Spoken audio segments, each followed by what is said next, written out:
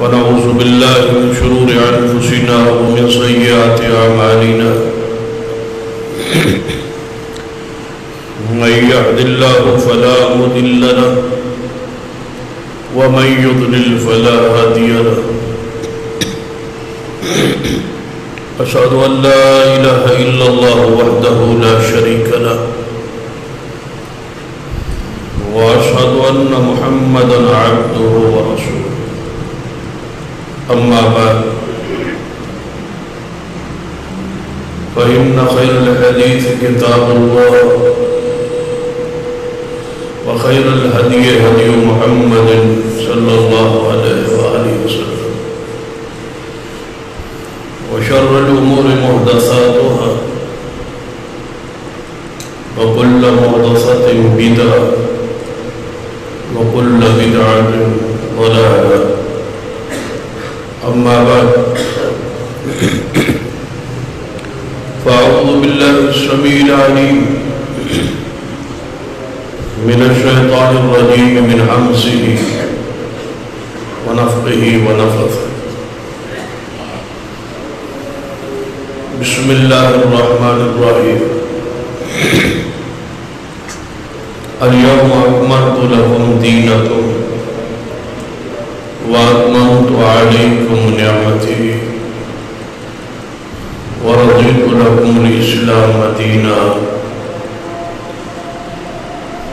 رب اشرح لي صدري ويسر لي أمري واحلل عقدة من لساني يفقهوا قولي رب زدني علما سبحان ربك رب العزة عما يصفون وسلام على المرسلين والحمد لله رب العالمين.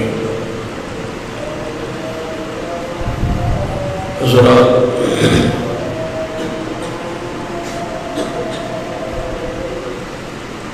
ماہ ربیع الاول شروع ہو چکا ہے.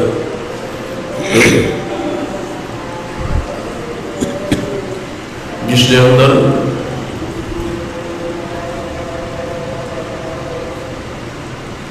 معروف اور تاریخی روایات کے مطابق نبی رحمت صلی اللہ علیہ وسلم کی ولادت باسعادت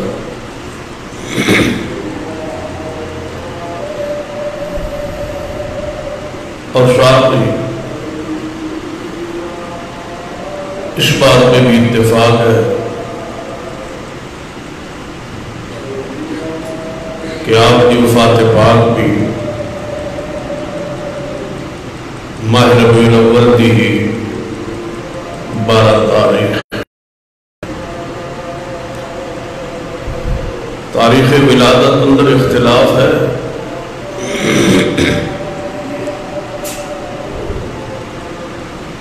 کہ 9 ربیع الاول ہے یا 12 ہے یا 17 ہے یا 2 ربیع الاول ہے، لیکن تاریخ وفات اندر اتفاق ہے کہ آپ کی وفات 12 ہوئی ہے.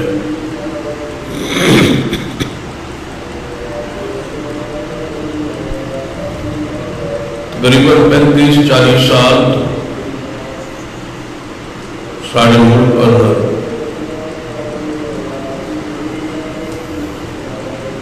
بارہ ربیع الاول تھے جو حیثیت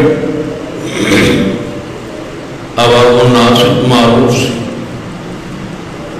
اور جو پاکستانی کیلنڈر اندر اس دن رخصت چھٹی درج اس کو تبدیل کروایا گیا. عوام الناس کی بات معروف سی کہ 12 وفات، اور کیلنڈر اندر بھی آج کو تقریباً 40 سال پہلے وفات النبی صلی اللہ علیہ وسلم دی رخصت اور چھٹی سی.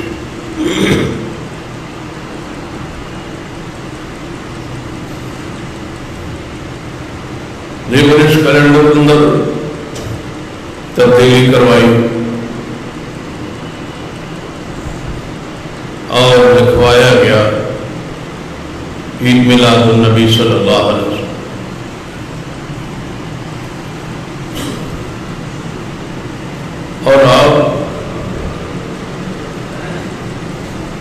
عید کے ساتھ ساتھ لفظ جشن بھی آ چکا ہے، جشن عید میلاد النبی صلی اللہ علیہ وسلم۔ ہر سال ایک گروہ اس عید اور جشن منان دی پوری کوشش کرتا ہے، پوری آفتاب نال مناندا ہے، اور سب کچھ سرکاری سرپرستی اندر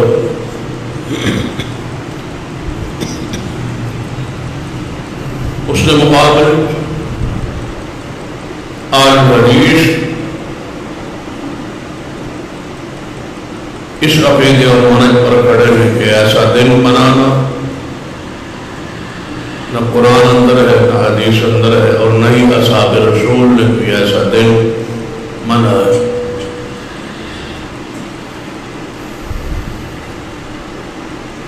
ہمارے لیے اتنا ہی کافی ہے کہ اس دن کو صحابہ کرام نے منایا۔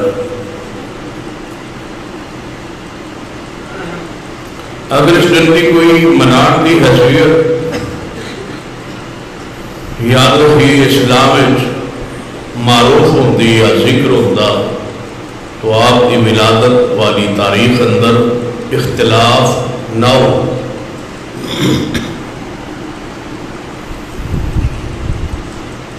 کیونکہ جس دن کو منایا جائے وہ دن معروف ہو جاتا ہے اور اس کے تعین اور اختلاف باقی نہیں رہتا۔ جس طرح عید الفطر ہے، عید الاضحیٰ ہے، ہر انسان کو پتہ ہے کہ جو ہی ماہ رمضان گزرے گا تو اگلے دن عید الفطر ہے، اور جو 10 ذی الحج ہوئے گی تو عید الاضحیٰ ہے۔ کیونکہ نبی علیہ السلام کو لے کے عید نو عید سمجھا جاتا سی، منایا جاتا سی، اور آج تک عید ہے۔ اگر 12 ربیع الاول نو عید صحابہ کرام کے زمانے اس نو منایا جاتا، اس کے احکام ہوتے، اس کے مسائل ہوتے، اس کے کوئی انداز ہوتا، کوئی منان کا طریقہ کار ہوتا۔ عید الفطر کیا ہے کہ خوشبو لگاؤ، اچھے کپڑے پہنو،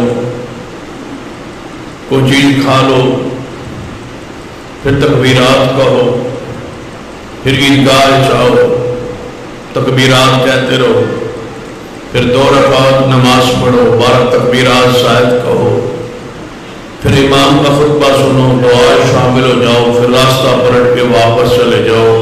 یہ ہے عید الفطر، اور یہی تقریباً انداز ہے عید الاضحیٰ۔ اگر نبی علیہ السلام صحابہ کرام اس دن کو مناتے ہو،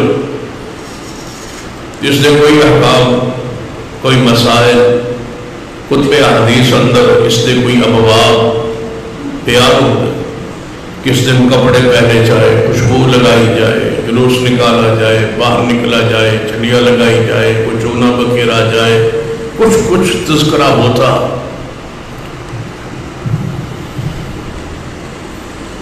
لیکن قطب حدیث اندر اس تیسری عید کا نام و نشان موجود ہی نہیں۔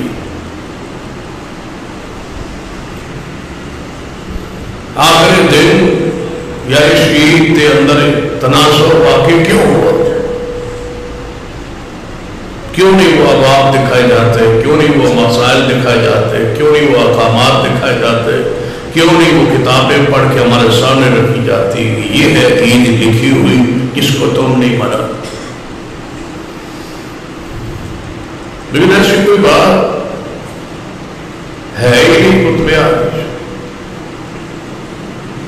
اور حیرانگی کی بات یہ ہے کہ اس عید اور اس جشن کو قرآن سے ثابت کرنے کی کوشش جاری ہے، جو آج تک تو کامیاب نہیں ہو سکتی، لیکن کوشش جاری ہے۔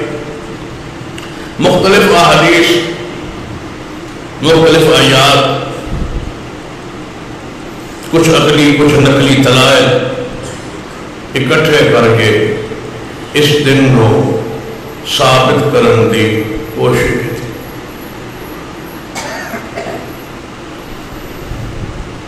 تو قابل غور باتیں ہیں کہ جو جشن عید پر آج دلائل قرآن سے بیان کیے جائیں گے اور جو دلائل آج حدیث سے بیان ہوں گے تو لازم بات ہے وہ آیات رسول اللہ پر نازل ہوئی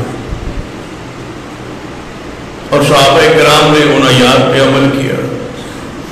وہ ساری حدیث کس کی ہے؟ محمد رسول اللہ. اور ہر حدیث پہ رسول اللہ نے خود اور صحابہ نے عمل کی. اگر ان آیات و حدیث سے یہ مسئلہ، یہ بدعت، یہ عید، یہ دن، یہ جشن، یہ انداز ثابت ہوتا تو صحابہ کرام اس نیکی سے پیچھے نہ رہتے.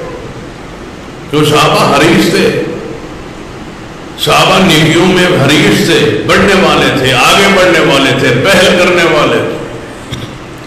وہ نیکی کیسی ہے جو صحابہ کو سمجھ ہی نہیں آئی، صحابہ کے ذہن میں نہیں آئی، صحابہ کی علم میں نہیں آئی. اور آج کوئی بندہ کہے نہیں یہ مسئلہ قرآن سے ثابت ہے، حدیث سے ثابت ہے، اس کا معنی کیا ہے کہ یہ آیات جو آج ہمیں سمجھ آئی ہے، نعوذ باللہ ثم نعوذ باللہ، یہ رسول اللہ کے بھی سمجھ میں نہیں آئی، یہ صحابہ کرام کے سمجھ میں نہیں آئی. پھر کہاں وہ آج جائے گی پھر آمنوا بمثل ما آمنتم به فقد اهتدوا کہ ایمان صحابہ جیسا ہو تب تم ہدایت یافتہ ہوگے، جب ایمان صحابہ جیسا. یاد رکھیے قرآن مکمل ہے، دین مکمل ہے، حدیث مکمل ہے، اس کا فہم، اس کی سمجھ اور اس کا عمل بھی مکمل ہے. ہماری ذمہ داری قیامت تک اس فہم اور سمجھ جو فہم صحابہ ہے اس پہ عمل کرنا ہے. نیا فہم قرآن و حدیث میں داخل کرنا ہمارے لیے جائز ہے. وہی فہم، وہی سمجھ، وہی قرآن پر عمل، وہی حدیث پر عمل جو محمد رسول اللہ صلی اللہ علیہ وسلم اور آپ کے صحابہ کر کے گئے، وہ دین ہے.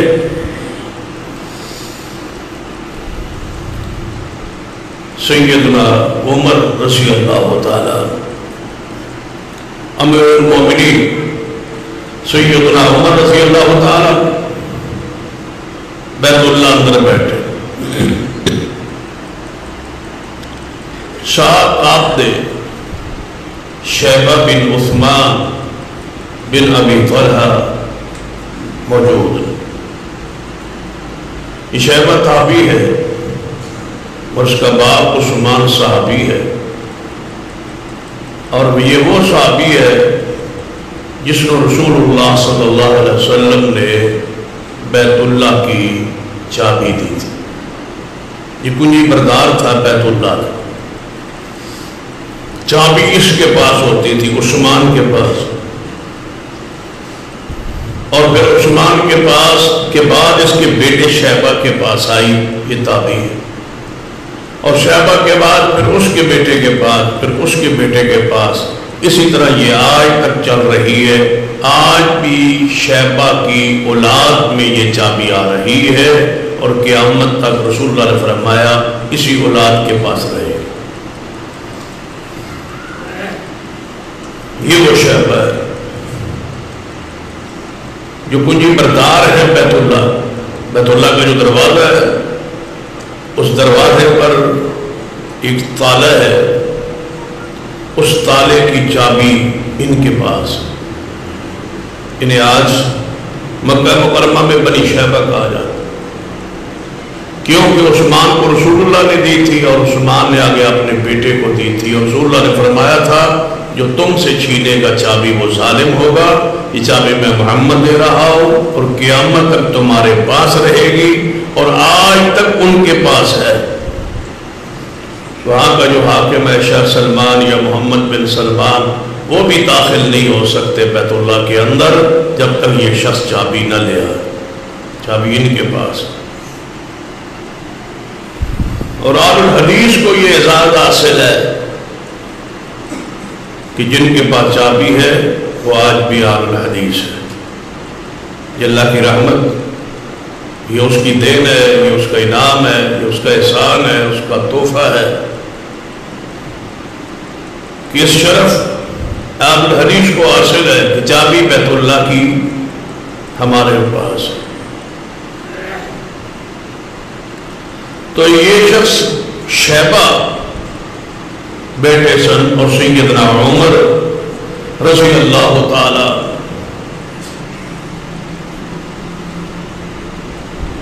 مجلس لگی تو سیدنا عمر رضی اللہ تعالیٰ نے اپنی خواہش کا چاہت کا اظہار کیتا اور فرمایا کہ جو بیت اللہ ہے، بیت اللہ کے نیچے خزانے دفن ہیں، سونا چاندی بہت سارے خزانے۔ بعض روایات میں کچھ اس طرح بھی ہے کہ اگر بیت اللہ کے نیچے جتنے خزانے ہیں ان کو نکال دیا جائے تو قیامت تک ساری دنیا کھاتی رہے لیکن وہ خزانے ختم نہ ہو۔ تو سیدنا عمر رضی اللہ تعالیٰ اپنی خواہش کا اظہار کی کہ میرا جی چاہتا ہے میں بیت اللہ کو کھود کے نیچے سے خزانے نکالوں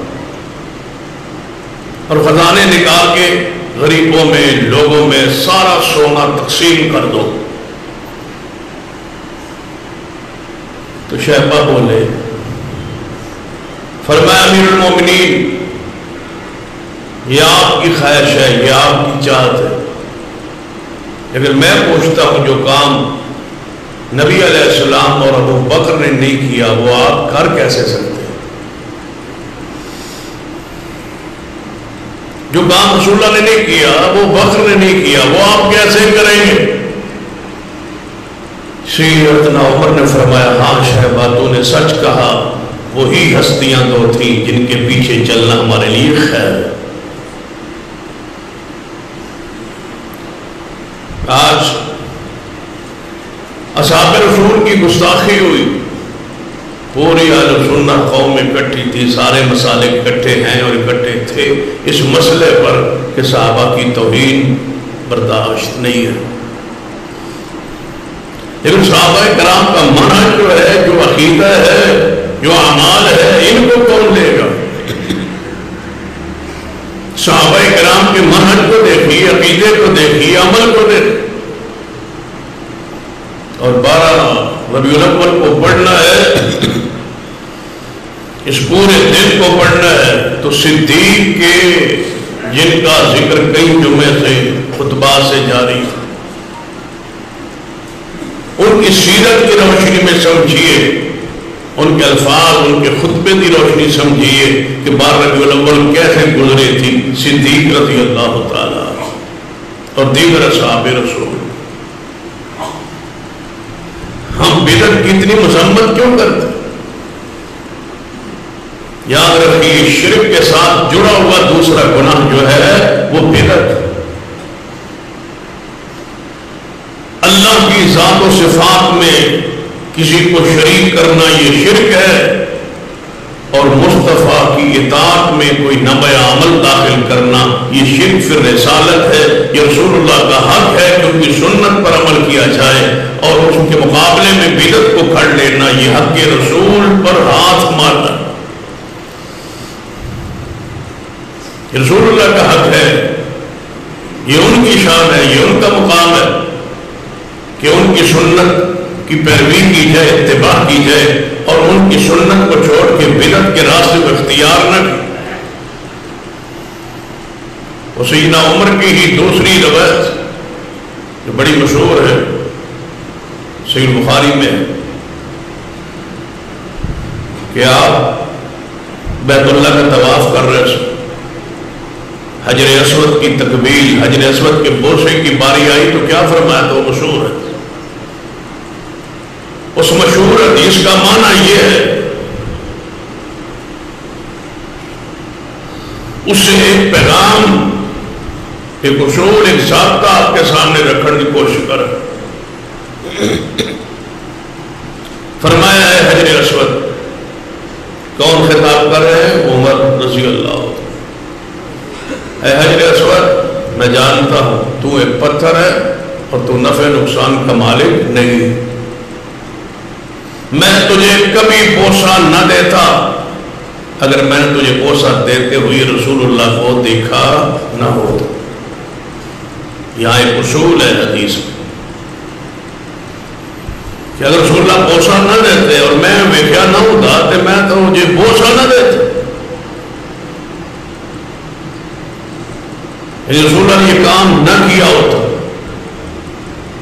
اور میں آتا اور بیت اللہ کا طواف کرتا اور تجھے بوسہ کبھی نہ دیتا اگر میں رسول اللہ کو بوسہ دیتے ہوئے نہ دیکھتا. کیا مان سمجھا رہے سینہ عمر کہ وہ کام نہیں کرتے جو رسول اللہ نے نہیں کی. یہ سنت ترقیہ ہے, اسے سنت ترقیہ کہتے ہیں.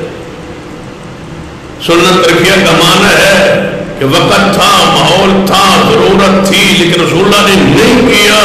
اس کا مطلب ہے وہ کام کرنا جائز نہیں. بر ربیع الاول رسول اللہ کی زندگی میں آئے 62 مرتبہ. آپ کی زندگی میں 40 سال نبوت سے پہلے اور 22 سال اس کے بعد. آخری سال تو آپ کی وفات پاک ہوئی اور وفات بھی اس وقت ہوئی سورج چڑھ گیا تھا. جس طرح ناشتے کا وقت ہوتا ہے جس وقت یہاں جلوس شروع ہوتا ہے تو نبی علیہ السلام کو پھر موت مبارک وفات پاک جلوس کے اندر ہونی چاہیے تھی نا. جلوس شروع ہو چکا تھا, ہونا چاہیے تھا. صدیق اس کی قیادت فرماتے, سیدنا عمر, عثمان, علی, یا اس سے پہلے کبھی رسول اللہ نے ایسا کام کیا ہو. 12 ربیع الاول آتا تھا, یہ دن آتا تھا, اجتماع کی ضرورت تھی, شان مصطفیٰ بیان کرنے کی ضرورت تھی. کفار موجود تھے, یہود و نصارہ موجود تھے, ان کو زج کیا جا سکتا تھا, پریشان کیا جا سکتا تھا, رسول اللہ کے نعرے لگائے جا سکتے تھے. یہود و نصارہ اندر داخل ہو جاتے, بعض صحابہ کا جلوس ہوتا, نعرے لگتے یا رسول اللہ کی رسالت کے چرچے اور شہرت ہوتی. آج تو عام جگہوں پہ عام طرف سے گزر جاتے ہیں. جب کسی مسجد حدیث سے یا ایسی مسجد سے گزرے جو جلوس نہ نکالتے ہو تو وہاں اسپیشل نعرہ بازی ہوتی. یہ کس کو تکلیف دی جا رہی ہے؟ مسلمان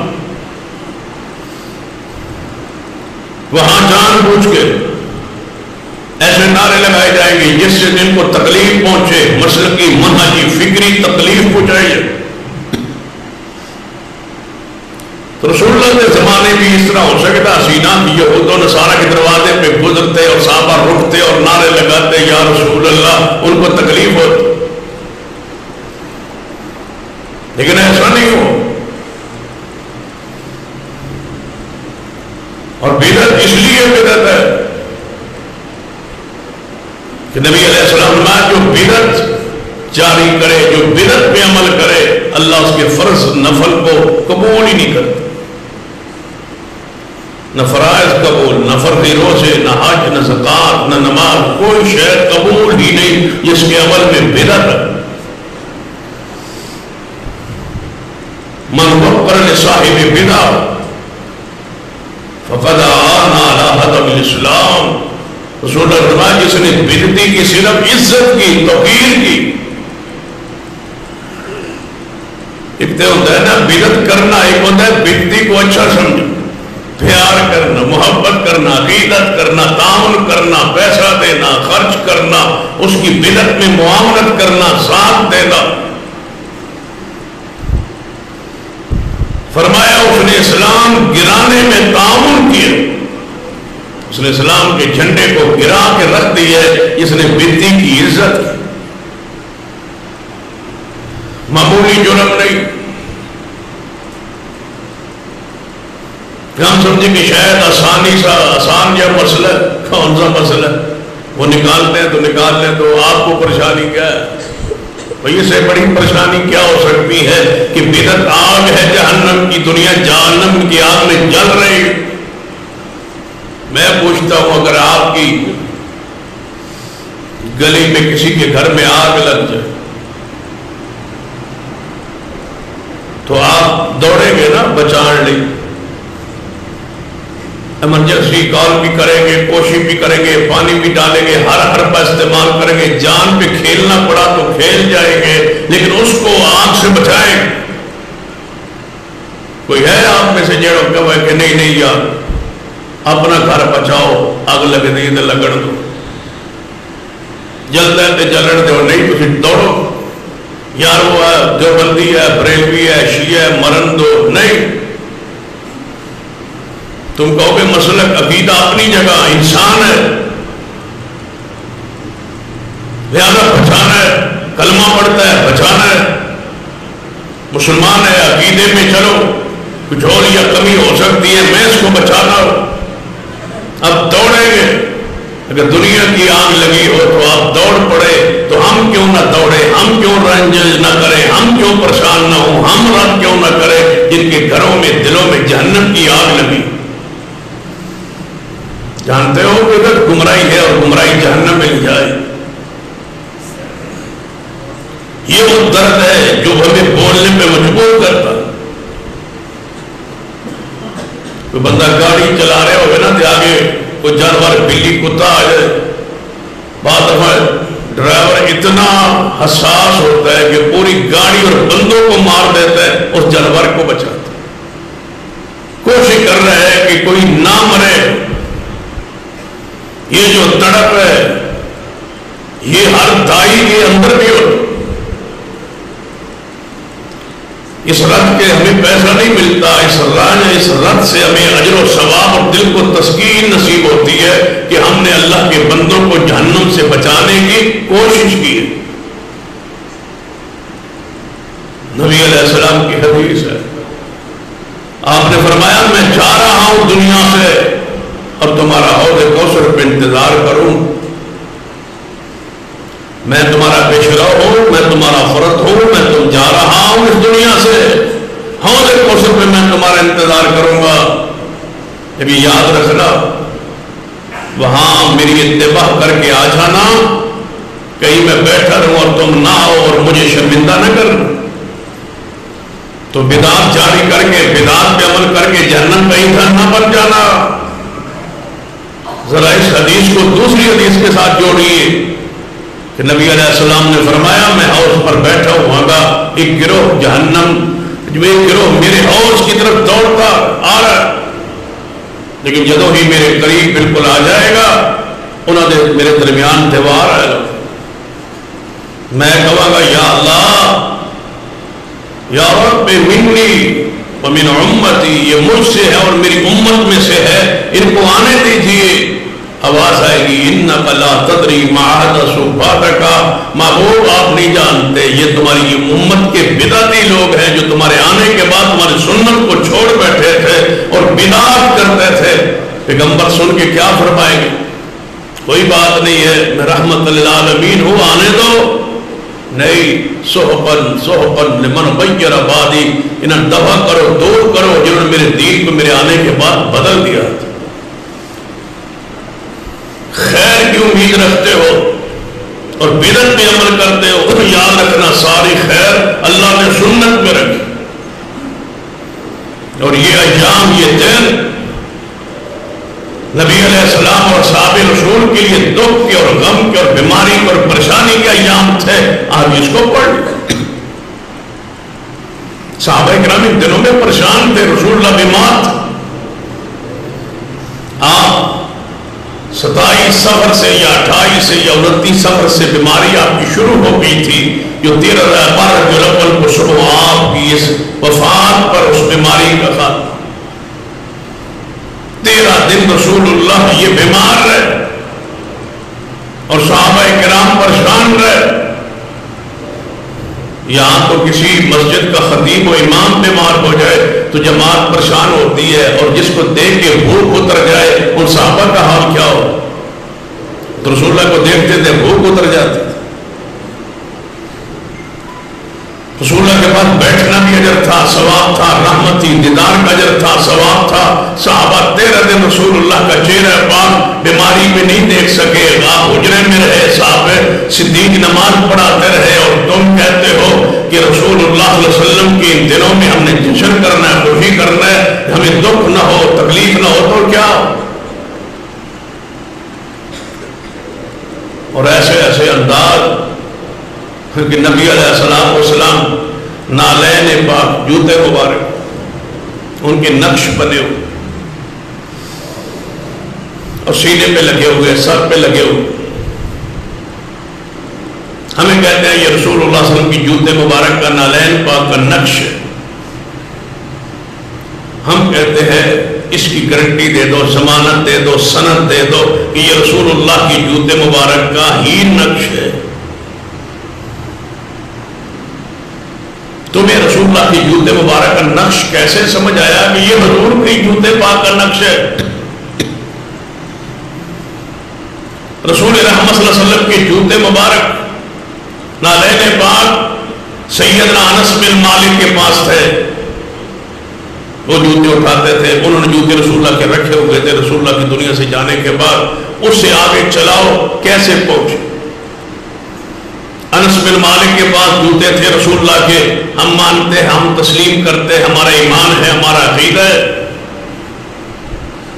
انس بن مالک کے پاس رسول اللہ کے جانے کے بعد، دنیا سے چلے جانے کے بعد جوتے کس کے پاس تھے؟ انس بن مالک کے پاس رضی اللہ تعالیٰ عنہ۔ اس سے آگے جوتے حضور کے تم ثابت کرو کہ کیسے لاہور پہنچے، کیسے تمہارے پاس پہنچے، تم نے کیسے نقش بنایا، کہاں سے بنایا، کہاں تم نے زیارت کی، کہاں تم نے دیدار کیا، آج وہ کہاں ہے؟ مدینہ پاک میں ہے، مکہ پاک میں ہے، یا ترکی میں ہے، یا کس ملک میں ہے؟ وہ بتلا دو تاکہ ہم حضور کے جوتے اصلی جو ہے مبارک وہ دیکھیں۔ اللہ کی قسم ہے رسول اللہ کے جوتے مبارک آج رب کی زمین پر کسی کے پاس موجود نہیں ہے، ہوتے تو مدینہ میں ہوتے، کسی خاندان صحابی کے پاس ہوتے، انس بن مالک کی نسل اولاد کے پاس ہوتے۔ تبرکات ہوں رسول اللہ کے سر آنکھوں پر، جوتے حضور کے آج بھی دنیا میں ہوں تو سر پہ رکھنے کے لیے تیار ہے، لیکن ہوں رسول اللہ کے، اور رسول اللہ کے نہ ہوں اور تم کہو کہ یہ رسول اللہ کے ہے، تو اپنا ٹھکانے پہ غور کر لیجئے۔ نبی پاک فرمایا جو میرے بارے جھوٹ بولے وہ اپنا ٹھکانہ جہنم بنا۔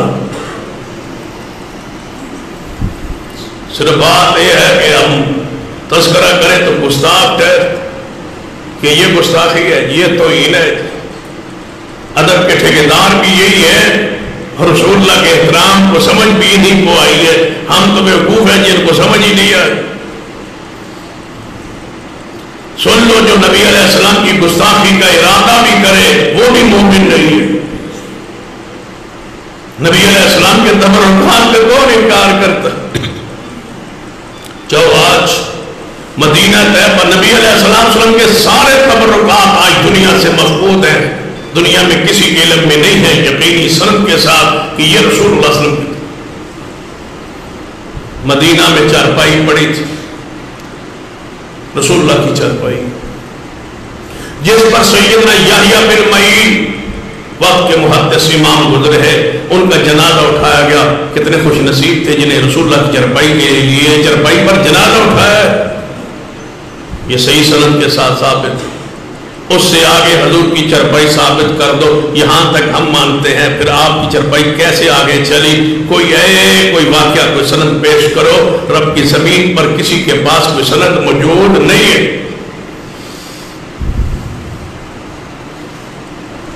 نبی علیہ السلام چندوال مبارک بعض صحابہ کے پاس موجود تھا۔ سیدہ ام سلمہ کے پاس رسول اللہ کا جبہ موجود تھا۔ مدینے میں کسی کو بخار چڑھتا وہ لے جاتا پانی، آپ اس میں جبہ رسول بھگوتی، کپڑا رسول اللہ کا بھگو کے پانی دیتی، جو پیتا اللہ اس کو شفا دیتا۔ سیدہ ام سلمہ سے آگے جبے کا ثبوت تم دے، جہاں تک ثابت ہے مانتے بھی ہیں، اگر تبرکات ہوتے بھی صحیح، اللہ کی قسم ہم اس سے تبرک حاصل کرتے، لیکن اگر ہوتے تو تبرک حاصل کرتے۔ سن لو ہماری جماعت کا عقیدہ ہے کہ حضور کے بال میں، حضور کے ناخن میں، حضور کے پسینے میں، حضور کے جبے میں، حضور کی کملی میں، حضور کے نالین میں، حضور پاک کی لاٹھی مبارک میں، نبی علیہ السلام کے تبرکات میں، آثار میں اللہ نے برکت رکھی ہے، رحمت رکھی ہے، لیکن ہوں وہ رسول اللہ کے نہ ہوں اور تم کہو آؤ تو ہمیں منہ مبارک دکھاتے، آؤ تم سیدنا علی کا ہم پگڑی دکھاتے، آؤ تمہیں سیدہ فاطمہ کو زہرا کا جبہ مبارک یا کوئی چیز ان کے آثار میں سے آپ کو لباس میں سے یا ان کی چادر میں سے کوئی چیز دکھاتے، جھوٹ بولتے ہو، لوگوں سے پیسہ بٹورتے ہو، پھر فیس رکھتے ہو، 10-20 روپے فیس رکھتے ہو رسول اللہ کے منہ مبارک دکھانے کے لیے۔ تم وارث ہو رسول اللہ کے منہ پاک کے؟ رسول اللہ یہ سارے آثار بریلویوں کو دے گئے ہیں، بس تم پیسے کماتے رہنا، فیس لگا دینا اور میرے منہ مبارک دکھاتے رہنا، کاروبار بنانا، تجارت کرنا، اور ہمیں کہتے ہو کہ یہ گستاخ ہے، یہ حضور کو نہیں مانتے، شان کو نہیں مانتے، ان کو خوشی نہیں ہے۔ خوشی والوں کا منہ دیکھ، خوشی نہیں ہے ان کو حضور کی۔ خوشی کسے کہتے ہیں؟ نماز پڑھتے ہیں، اتباع کرتے ہیں، مطاع سمجھتے ہیں، مقتدا سمجھتے ہیں، پیشوا سمجھتے ہیں محمد مصطفیٰ کو، روزانہ درود و سلام پڑھتے ہیں محمد مصطفیٰ پر۔ کوئی ایک حدیث لے آؤ جس پر ہم عمل نہ کرتے، ایک حدیث۔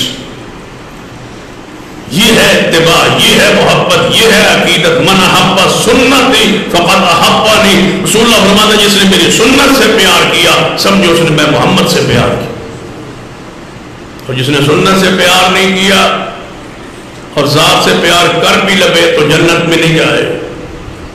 جنت میں جانے کے لیے ذات سے پیار بھی ضروری ہے اور محمد مصطفیٰ کی سنت سے پیار بھی ضروری ہے۔ نبی علیہ السلام کی لاٹھی مبارک سیدنا عبداللہ بن انیس کے پاس تھی، لاٹھی حضور اس نے دے گئے اپنی لاٹھی۔ رسول اللہ نے فرمایا عبداللہ بن انیس یہ میری لاٹھی ہے، یہ تیرے پاس رہنی چاہیے۔ انہیں کے پاس رہی۔ کسی نے صحابی نے کہا یا رسول اللہ یہ چادر مجھے دے، کیا کرنی ہے؟ فرمایا میں کفن میں ڈال دوں گا، کفن میں اپنے اوپر لے لوں، کفن میں رکھ لوں گا۔ سیدنا امیر معاویہ کے پاس رسول اللہ کے چند بال تھے، 50 سال سنبھال کے رکھے، اور جب موت کا وقت قریب آیا تو غلام کو بلا کے فرمایا میرے سینے پہ رکھ دینا قبر میں، تاکہ رسول اللہ صلی اللہ علیہ وسلم کی ان بالوں سے میں تبرک حاصل کروں۔ یہ برکت، اس سے آگے تم چلا لے آؤ۔ منہ مبارک تم تک کیسے پہنچے؟ جہاں تک پہنچے ہیں، جہاں موجود ہے ہم مانتے۔ لاٹھی مبارک سیدنا عبداللہ بن انیس کے پاس، نبی علیہ السلام نے فرمایا سی ہے عبداللہ بن انیس، ایک مکہ میں کافر ہے جو مجھے قتل کرنا چاہتا ہے، وہاں سے وہ گروپ بنا رہا ہے، کوئی ہے جو اس کو قتل کرائے؟ یا رسول اللہ میں جاتا۔ عبداللہ بن انیس گئے، اس کو مارا ہے، قتل کر کے آئے، عرفات سے باہر اس کو ملاقات ہوئی، وہاں اس کو قتل کیا، واپس آئے مدینہ طیبہ میں۔ نبی علیہ السلام دور سے دیکھا، فرمایا تمہارا بھائی عبداللہ کئی دنوں سے گیا ہوا تھا دشمن کو مارنے، لگتا ہے کامیاب ہو کے آ رہا ہے۔ آیا یا رسول اللہ مار آیا ہوں تمہارے دشمن کو، ختم کر آیا ہوں تمہارے گستاخ اور دشمن کو، فرمایا یہ لاٹھی لے لو میرے سے۔ رسول اللہ نے کیا دی؟ لاٹھی۔ لاٹھی دے کے رسول اللہ صلی اللہ علیہ وسلم اندر تشریف لے گئے۔ صحابہ کرام نے کہا یار تم مارکا تے بڑا مارے، حضور دے بڑے بڑے دشمن وہ مارے، لیکن حضور نے تن جڑی شہ دیتی ہے اور لاٹھی دیتی ہے، تو لاٹھی تو کی کرے گا؟ انعام تو ہوتا ہے نا، یہاں سے وہ جملہ مشہور ہے، انعام انعام ہوتا ہے، کوئی چیز بھی مل جائے۔ پھر لاٹھی حضور کی، بس تو لاٹھی نو کی کرنا ہے؟ کوئی پیسہ، کوئی درہم، کوئی دینار، کوئی اور چیز، کوئی دنیاوی، کوئی اخروی ملتی، یہ لاٹھی تو کرے گا کیا؟ جاؤ رسول اللہ سے پوچھو کہ مجھے اس لاٹھی کا کیا فائدہ ہو۔ عبداللہ بن انیس گئے، دروازہ کھٹکھٹایا، نبی علیہ السلام تشریف لے فرمایا عبداللہ کیسے آئے؟ یا رسول اللہ تسی منو لاٹھی دے کے انعام توحفے اندر تشریف لے آئے تو میں سارے صحابہ کہتے ہیں تو لاٹھی کی کرے اس لاٹھی کا کی فائدہ؟ آپ نے فرمایا عبداللہ بن انیس جی محبوب جی فرمان لاٹھی نہ سمجھنا، سنبھال کے رکھنا، اینو سنبھال کے رکھنا، اور جب قیامت والے دن اٹھے گا لاٹھی نال لے کے آنا، جب قیامت اٹھے گا لاٹھی نال لے کے آنا۔ پھر محبوب جی فرما تیرے ہاتھ لاٹھی ہوئے گی، میں دوروں پہچان لاواں گا عبداللہ بن انیس آ رہے ہیں، میں پورے اجتماع میں سے دور سے پہچان تجھے بلاؤں گا، اس کو میں لاٹھی دی نشانی دیا، اس کو ذرا میرے قریب کر دو، اس کو آنے دو آگے۔ قیمت سمجھ آ گئی لاٹھی کی؟ جی ہاں یا رسول اللہ۔ عبداللہ بن انیس رضی اللہ عنہ، رات ہوتی یا دن ہوتا، سفر ہوتا یا حضر ہوتا، لاٹھی ساتھ رکھتے، رات کو چرپائی کے اوپر ساتھ رکھ کے سوتے کہ لاٹھی ضائع نہ ہو جائے، قیامت والے دن وہ نشانی نہ ہو۔ جب فوت ہونے لگے تو کس کی فکر ہے؟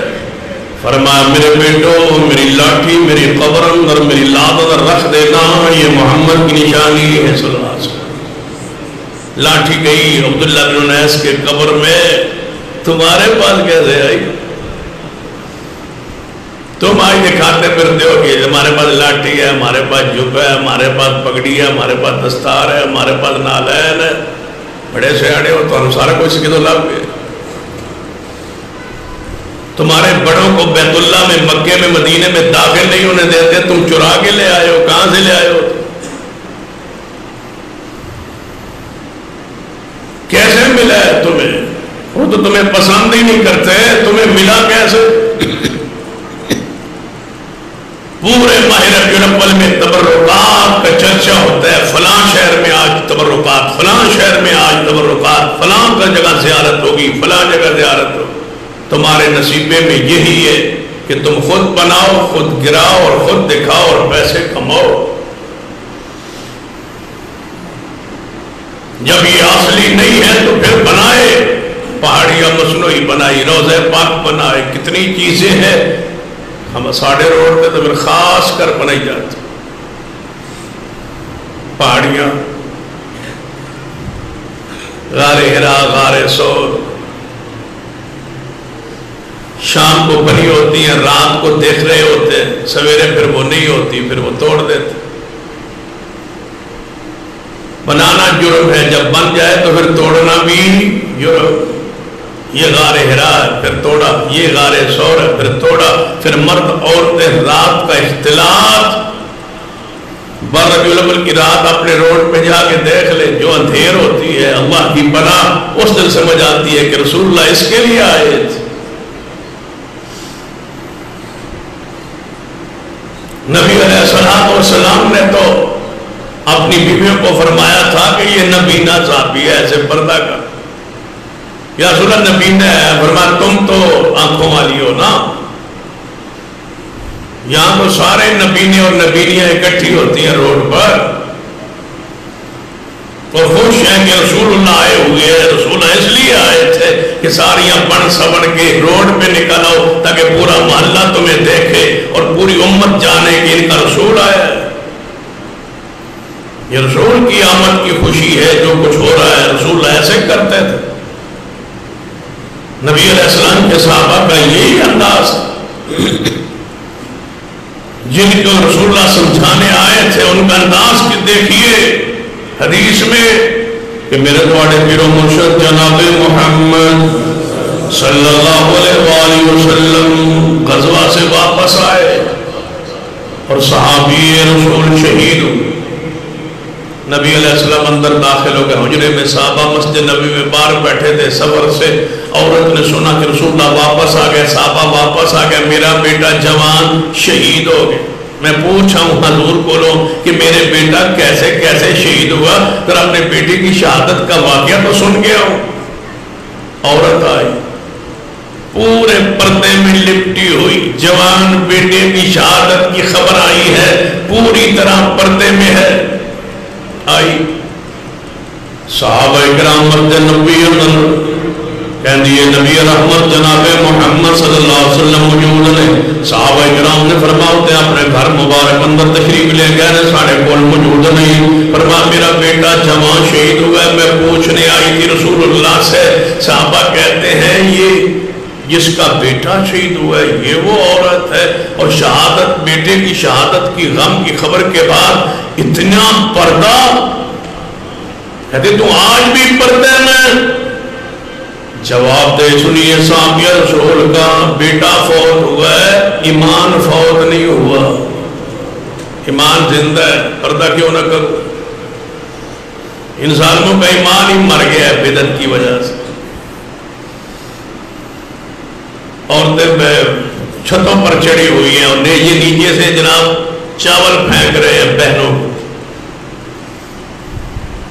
یہ چاول کھا لو, اوپر پھینک رہے ہیں شاپ پر, پھر وہ نیچے دیکھ رہی ہیں, وہ ہنس رہے ہیں, وہ ہنس رہے ہیں. یہ رسول اللہ کی ولادت کا جشن ہے. جشن کہتے ہیں اس کو, بھائی جشن تو ہے, جشن تو سمجھ آ گئی ہے کس کو جشن کہتے. پھر رات, ساری رات مرد عورتیں اکٹھے ہیں, جوان اکٹھے ہیں, لڑکیاں اکٹھی ہیں, پورے چوک میں, چوراہے میں, روڈ پر. سمجھ تو آ گئی کہ اسے کہتے ہیں جشن. پہلے میں نے بھی سمجھ نہیں سی آتی بھائی جشن کیوں آتے ہیں, میں نے 3-4 سال تو سمجھنا آنے لگی بہنوں جشن آتے ہیں. اسے جشن کہا جاتا ہے کہ مرد بھی وہاں ہوں, عورتیں بھی وہاں ہوں. مرد جناب جوان موٹر سائیکلوں پر ہوں اور ان کے جناب جو سلنسر نکلے ہوئے آواز آ رہی ہو, عورتوں کے ساتھ جناب ہاتھ سے ہاتھ مار کے گزر رہے ہو. سمجھ آ گئی اس قوم کا نبی آیا ہے اور یہ جشن منا رہے. تحفہ تمہاری عقل پر, تحفہ تمہارے مسلک پر, تحفہ تمہاری سوچ پر. افسوس ہے تمہارے مسلک پر, افسوس ہے تمہارے علماء پر, افسوس ہے تمہارے داعیان پر, افسوس ہے تمہارے مذہبی لیڈروں پر جنہیں تمہیں یہ درس دیا ہے, یہ سبق دیا ہے. لیکن وقت آئے گا انشاءاللہ یہ قوم سمجھے گی کہ محمد مصطفیٰ کی اتباع اور سنت کسے کہا جاتا ہے, اور اتباع کر رب کی زمین پر اتباع کرنے والا گروہ کون سا ہے. یہ ایام پڑھیے حدیث کتب حدیث میں. اگر دوسری طرف میں پلٹ جاؤں تو اس دن کی حالت کیفیت کو پڑھ لیجیے. سیدہ ام ایمن رسول اللہ کی وہ ماں جو ولادت سے لے کر وفات تک رسول اللہ کے ساتھ رہی, ماں کی لونڈی تھی, سیدہ آمنہ کی لونڈی تھی ام ایمن, جس نے ساری زندگی حضور کے 63 سال دیکھے ہیں. آج رو رہی, رجل الاول رو رہی ہے. پوچھا ہے ام ایمن کیوں رو رہی ہو؟ اس وجہ سے کہ نبی علیہ السلام وفات پا گئے. فرمایا نہیں, اس وجہ سے نہیں رو رہی, مجھے یقین ہے کہ میرا محمد دنیا سے بہترین اعلیٰ جگہ پہ گئے ہیں, وہ اونچے درجے پر گئے ہیں. کیوں؟ وَالضُّحَىٰ وَاللَّيْلِ إِذَا سَجَىٰ مَا وَدَّعَكَ رَبُّكَ وَمَا قَلَىٰ وَلَلْآخِرَةُ خَيْرٌ لَكَ مِنَ الْأُولَىٰ. ان کی آخرت دنیا سے بہتر ہے, وہ اعلیٰ ترین درجے پر گئے. ان کے جانے کا غم نہیں, غم اس بات کا ہے آج کے بعد قیامت تک جبریل زمین پہ نہیں آئے گا. کس پہ آئے گا؟ کس وقت آئے گا؟ کس پہ آئے گا؟ جن پہ آتے تھے آسمان سے خبریں لے کے, وہ آپ نہیں ہیں زمین پر. سیدہ فاطمہ الزہرا رضی اللہ تعالیٰ عنہا کے جذبات الفاظ صحیح بخاری میں سنیے. فرماتے ہیں واہ میرے بابا, یا بتا اے ابا جی. نبی علیہ السلام کے جسد اطہر سامنے پڑا ہے, سیدہ اوپر کھڑی ہے. فرمایا یا بتا اے ابا جی, اے ابا جی تم نے ہمیں چھوڑ کے جنت جا ٹھکانہ بنایا ہے. یا بتا اے ابا جی, میں جبریل کو پیغام دیتی ہوں زمین پہ نہ آنا, محمد مصطفیٰ موجود نہیں ہے. یا بتا اے ابا جی, تمہاری تکلیف, تمہاری پریشانی, تمہاری حالت کیفیت یہ سیدہ فاطمہ الزہرا بیان کر رہی ہے. سیدنا علی کے جذبات سنیے. 12 ربیع الاول کی جذبات سیدنا علی رضی اللہ تعالیٰ نبی علیہ السلام کو غسل دے رہے، ساتھ آپ کے جسم کو دبا رہے، میت کے جسم کو دبایا جاتا ہے تاکہ پیٹ میں کوئی چیز ہو تو وہ خارج ہو جائے۔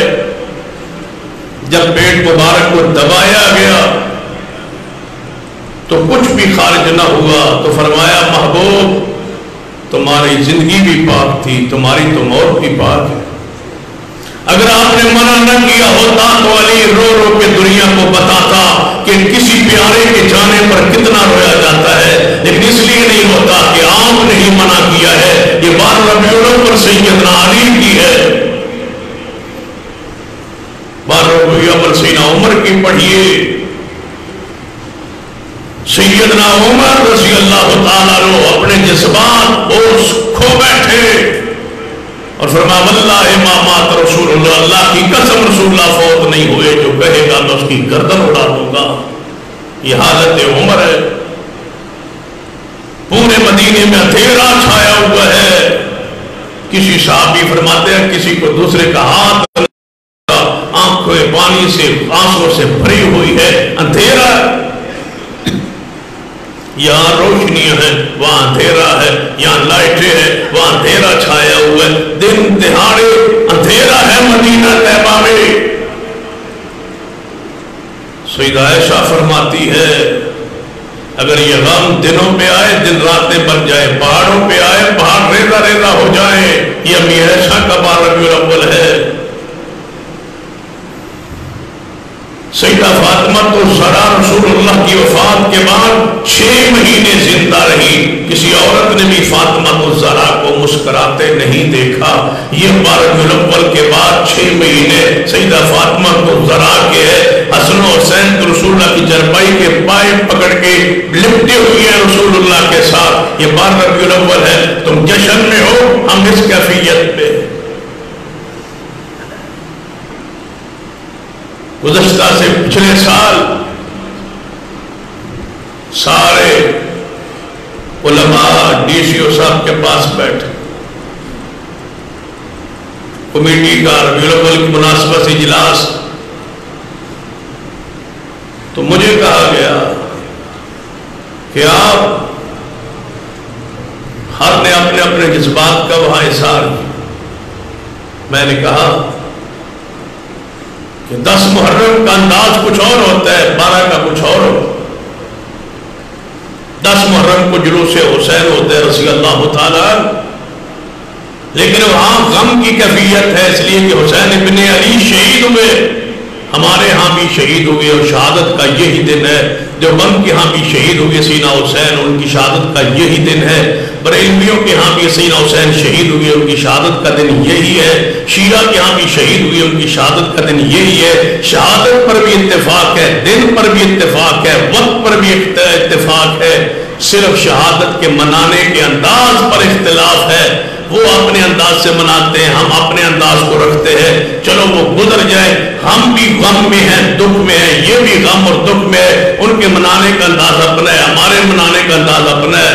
لیکن یہاں معاملہ الٹ ہے، ان کے نزدیک رسول اللہ پیدا ہوئے، ہمارے نزدیک اس دن رسول اللہ فوت ہوئے، یہ درجہ خوشی میں اچھل رہے ہیں، ہمارے لیے غم کا، دکھ کا، پریشانی کا دن ہے۔ ہمارے جذبات کو کیوں مجروح کیا جاتا؟ ڈی سی او صاحب کہنے لگے ان کی نزدیک ولادت ہے تو ان کو خوشی تو ہوگی۔ میں نے کہا ہمارے نزدیک وفات ہے، ہمیں غم تو ہوگا۔ تو جس کی گروہ کو غم ہو اس کے ساتھ ایسے کرتے، اور سن لو ہمارا عقیدہ، ساری دنیا کی موت کا غم ایک طرف، اکیلے مصطفیٰ کی موت کا غم ایک طرف۔ اس دن ہمیں ضد کیا جائے، پریشان کیا جائے، جس دن پوری امت مسلمہ اس غم اور پریشانی میں ہے کہ آج کے دن رسول اللہ دنیا سے گئے اور صحابہ کرام رو رہے تھے۔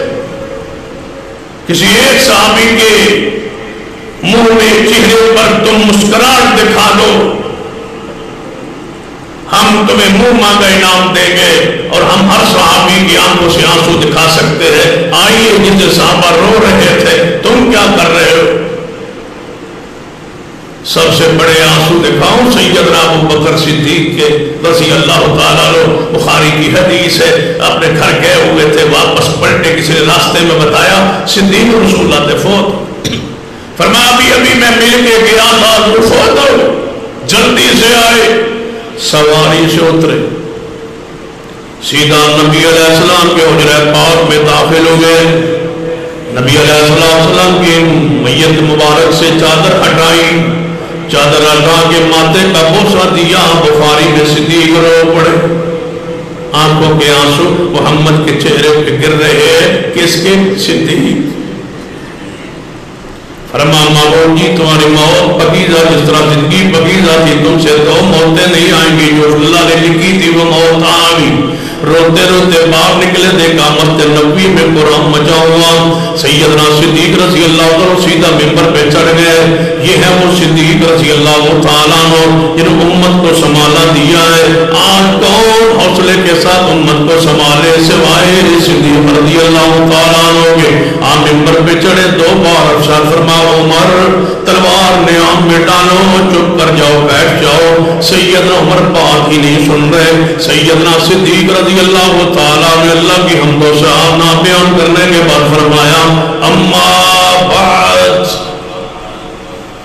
الحمد اللہ کی حمد بیان کر کے جب یہ الفاظ فرمایا اما بعد, سیدنا عمر نے رک کے تلوار نیام میں ڈالی. صحابہ پر سکتہ طاری ہے. آج تاریخی خطبہ صدیق بیان کر رہے ہیں, اس لیے میں کہا کرتا ہوں کہ محمد مصطفیٰ کے بعد نمبر صدیق کا ہے. آج اور خطبہ دینے کے لیے, سہارا دینے کے لیے کوئی نہیں چڑھا ممبر پر. سیدنا علی پریشان ہے, رو رہے ہیں. حسنین کریمین رو رہے ہیں. فاطمہ الزہرا غم میں ہے, عباس غم میں ہے, عبداللہ بن عباس غم میں ہے. عمر عثمان اپنے جذبات کے اندر جناب عجیب کیفیت میں ہے کہ ہوش و حواس پوری طرح کام نہیں کر رہے.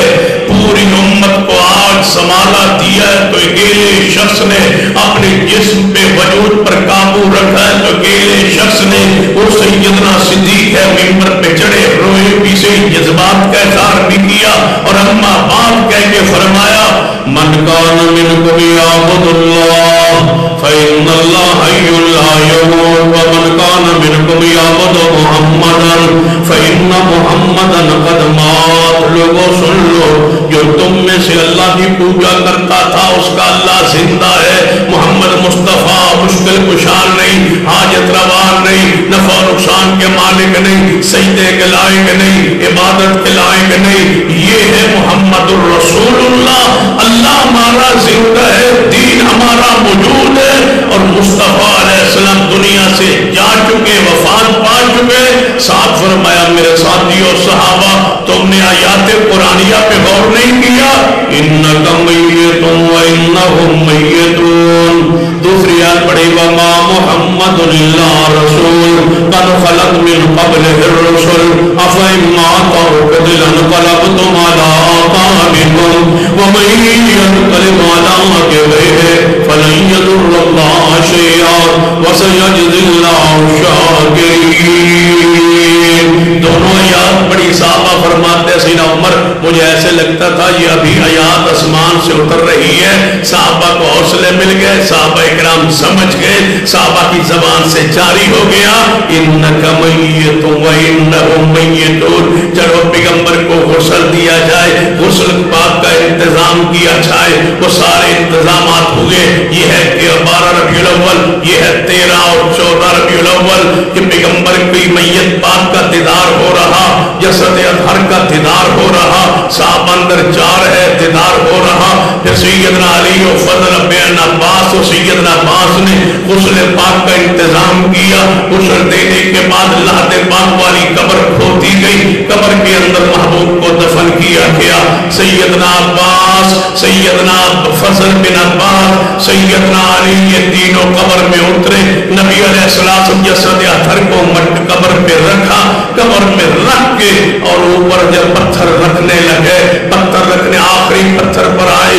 سیدنا مغیرہ بن شعبہ فرماتے ہیں اے علی جی مغیرہ بن شعبہ وہ دیکھو نبی علیہ السلام کے پاؤں مبارک کا باندھ نہیں کھولا آپ نے. فرمایا میرے ہاتھ میں تو پتھر ہے, تم نیچے نیچے اتر آؤ۔ مغیرہ بن شعبہ نیچے اترے، قبر پاک میں نبی علیہ السلام کے پاؤں مبارک کے وہ طرف کفن کا بند کھولا اور پیغمبر کی تلیوں کو پیروں کو ہاتھ لگا کے فرما لوگوں گواہ رہنا جس بندے نے محبوب کی جسد کو آخری ہاتھ لگایا ہے وہ مغیرہ بن شعبہ ہے۔ میرے ہاتھ لگ گئے، مجھے یہ احساس مل گیا، مٹی مبارک ڈال دی گئی، قبر مبارک بنا دی گئی، قبر بنا کے باہر حجرے میں آئے، سیدہ فاطمہ کو ذرا بولی اے پیغمبر کے صحابہ انس، جی فاطمہ تو ذرا ڈالا ہے مٹی اس شخص پر جس پر تم تو گرد و غبار بھی نہیں پڑنے دیتے تھے، آج مٹی ڈالا ہے؟ فرمایا ہاں فاطمہ، ہاں فاطمہ، اس کے بغیر چارہ گزارا نہیں ہے۔ یہ ربیع الاول صحابہ کا تھا، یہ ربیع الاول مومنین کا تھا، یہ ربیع الاول صحابہ کرام کا تھا۔ اب کہو، اب پڑھو کہ نثار تیری چہل پہل پہ ہزاروں ہندے ربیع الاول سوائے ابلیس کے جہاں میں سبھی خوشیاں منا رہے ہیں۔ اب فیصلہ کرو کہ کیا کر رہے ہو، کیا کہہ رہے ہو، کیا شعر پڑھ رہے ہو کہ سوائے ابلیس کے سبھی خوشیاں منا رہے ہیں۔ مدینہ دیکھو، فاطمہ الزہرا کو دیکھو، سیدہ عائشہ کو دیکھو، ابو بکر عمر عثمان کو دیکھو، یہ خوشیوں میں نہیں ہے۔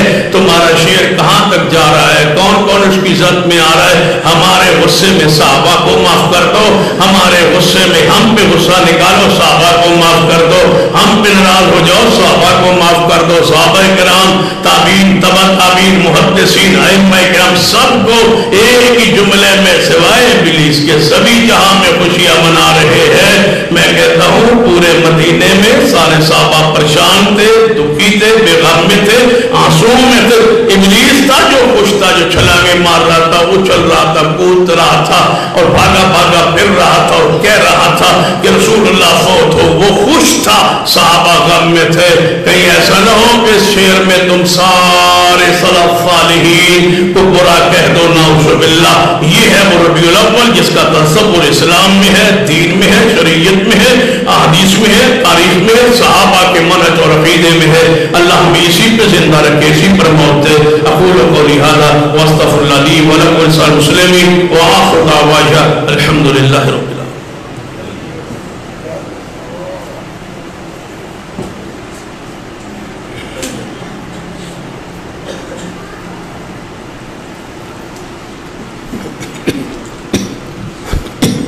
حضرات،